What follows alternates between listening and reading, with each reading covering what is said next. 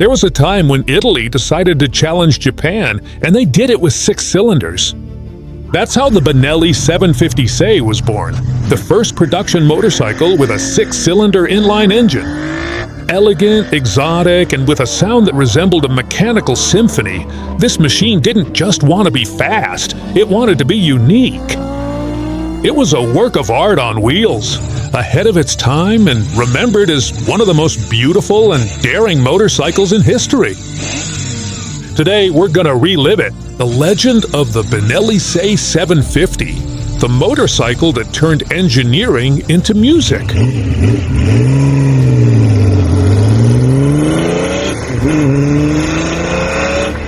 At the beginning of the 1970s, the motorcycle world was dominated by Japan.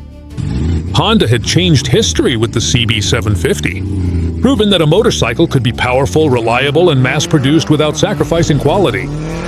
Kawasaki, for its part, had just launched the Z1, a beast with 903 cubic centimeters that was scaring Europe with its acceleration and top speed, period.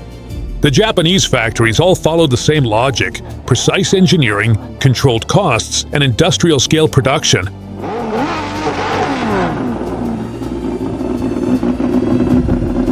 But in Italy, Benelli looked at that landscape and thought differently. They didn't want to win through efficiency, they wanted to win through emotion. Their answer wasn't to copy the Japanese concept, but to exaggerate it to the extreme. If Honda had 4 cylinders, Benelli would put in 6.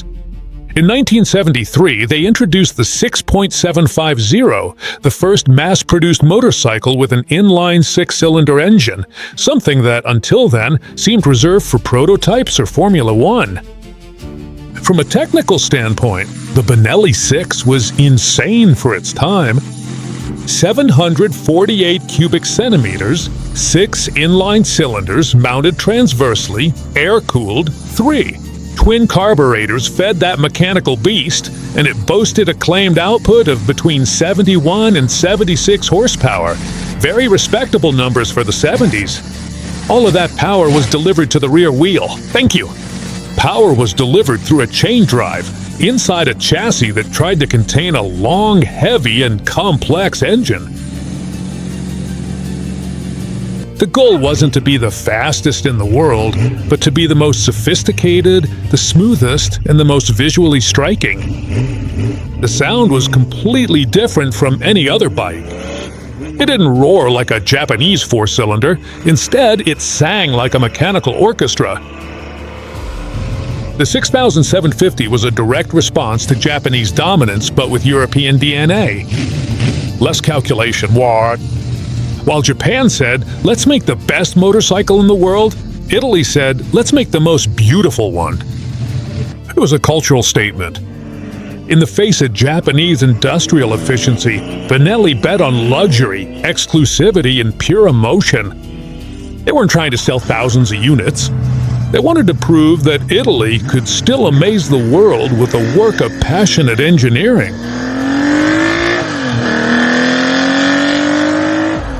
The Se wasn't born as a practical motorcycle. Practical! It was born as a mechanical manifesto, a sculpture on wheels that shouted motorcycles could also be art, even if that meant being more expensive, more complicated, and less logical than its Japanese rivals.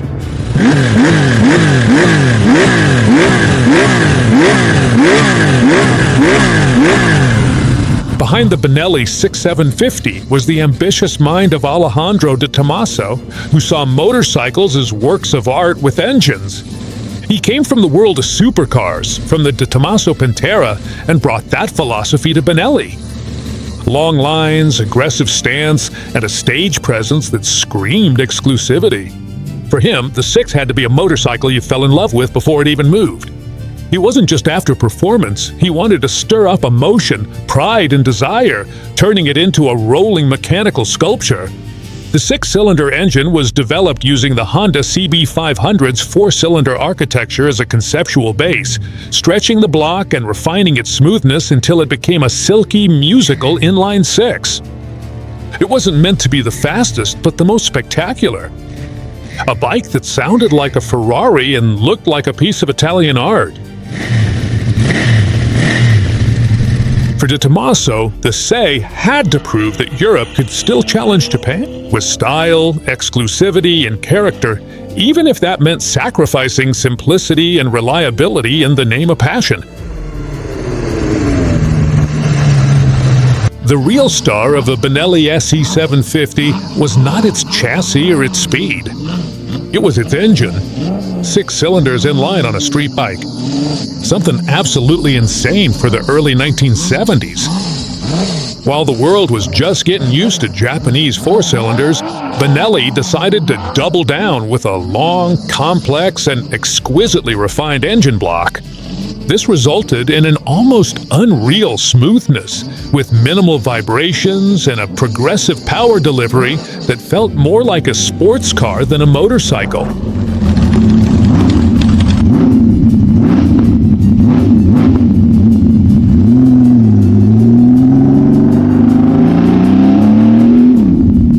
The exhaust system was part of the show. 3 pipes on each side, forming a mechanical symphony both visually and sonically. 6 throats singing at the same time, creating a sharp, metallic, and harmonious sound unlike anything else. It wasn't an engine, it was a musical instrument. And when you revved it, it didn't roar like a Japanese 4-cylinder, nor did it thunder like a twin-cylinder Ducati. It sang like a miniature Ferrari. At high revs, it produced a fine, continuous howl, almost hypnotic, that made people turn to look, even if they didn't know what bike it was. It was a complete sensory experience. Hearing, sight, and emotion. You didn't just ride it, you listened to it and admired it.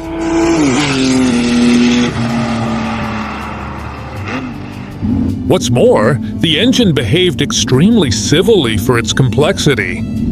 It started smoothly, ran evenly, and delivered power without any abruptness. It wasn't trying to be explosive, it was aiming to be elegant. Many owners admitted they bought it more for its sound than for its actual performance. There were people who would go out to the garage just to start it up for 5 minutes and then turn it off. The CE wasn't famous for winning races or breaking records, after all, but for proving that a motorcycle could be a musical masterpiece on wheels. At a time when motorcycles were defined by horsepower, the Benelli was defined by emotion. It was one of the first to make it clear that sound could also be an essential part of the design, not just a simple byproduct of the engine. And that's why, decades later, its song is still considered one of the most beautiful ever to come out of an exhaust.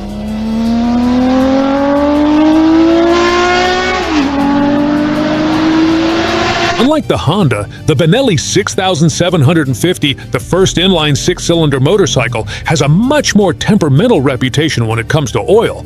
They say that if an old Benelli isn't leaking a little, it's because it's already out of oil. The gaskets and seals from that era tend to sweat with the heat from the 6-cylinder engine. And unlike Honda's dry sump, the Benelli requires much more frequent sump cleaning, at least once a year, to remove the oil sludge that builds up and can clog the lubrication passages. Whereas with the Honda, oil consumption is a sign that something broke. With the Benelli, moderate oil consumption and small leaks are considered part of the character of such a complex and exotic machine. The original 6750, thank you. It was the realization of the Italian dream, a motorcycle conceived more as an object of desire than as a practical tool. It kept a classic design with a round headlight, a chrome or two-tone tank, and elegant lines, very much in the European style of the 70s. Its inline 6-cylinder engine was smooth and refined, but also long, heavy, and complex. With over 230 kilos ready to ride, it wasn't an agile sport bike. It was an exotic grand tour, stable in a straight line and majestic on the road. In 1979, the Benelli 6900 was launched. With the 6900, Benelli tried to update its jewel before the market left it behind.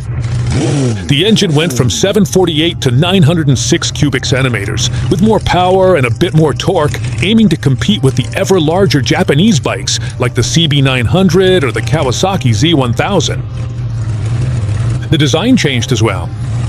Sharper lines, partial fairing on some versions, a more modern and aggressive look. moving away from the classic look. The result was inevitable. Low sales, high costs, and a brand in financial crisis. The C900 was the swan song of a romantic idea that beauty and exclusivity could triumph over industrial logic. Today, both versions are museum and collector's pieces, remembered. Not for being the best bikes of their time, but for being the boldest, most extravagant, and most beautiful.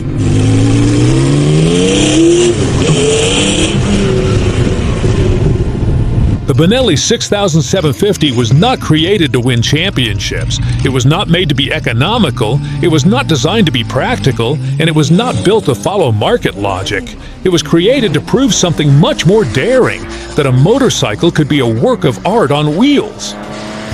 The Say was born in a one-of-a-kind moment in history, when factories still dared to dream without asking accountants for permission. A time when engineers let themselves be guided by emotion, not by market studies. When someone at Benelli said, "Let's make the most beautiful motorcycle in the world, even if nobody needs it, even if it's complicated, even if it's expensive, even if it's crazy," it was the moment when passion beat reason, sound beat reliability, and aesthetics beat efficiency. And the music of 6 cylinders beat the silence of the numbers. Not all legends are born to succeed. Some are born to make people uncomfortable. Others are born to inspire. And a few are born just to be remembered. The Benelli 6750. That's what it was. A beautiful madness. A mechanical symphony. A rebellion against Japanese monotony. A two-wheel Ferrari when the world was asking for utility vehicles. Today, every time one of these starts up, you don't just hear an engine, you hear an entire era. An era when motorcycles were designed with the heart before the computer. When risk was part of the charm, and the sound mattered just as much as the speed. Because sometimes art doesn't need to be perfect, it doesn't need to be profitable, it doesn't need to be logical, it just needs to exist. And when you know all this, you understand that the best motorcycles aren't the ones yet to come. The best motorcycles are the ones that have already been made, because those didn't just run, they had soul, history, and scars.